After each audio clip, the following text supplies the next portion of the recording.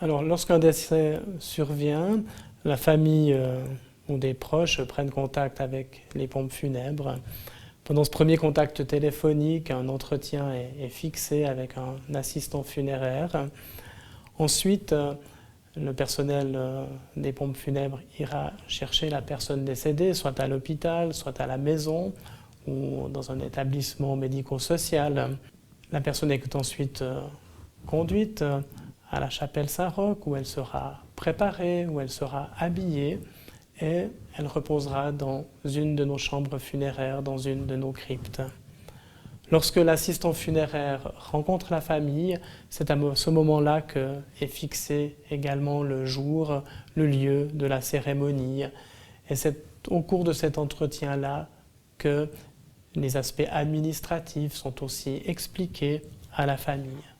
Vient le temps où la famille peut venir veiller le défunt dans la chambre funéraire ou, selon un autre souhait de la famille, ça peut être à un autre endroit ou ça peut être au domicile. Puis vient le jour de la cérémonie. Là, une possibilité est offerte à la famille d'être là lorsque nous fermons le cercueil. Ça peut être un moment aussi émouvant et important. Ensuite vient le temps de la cérémonie. Et après la cérémonie, peut venir le temps de l'inhumation au cimetière ou le temps de la crémation au centre funéraire.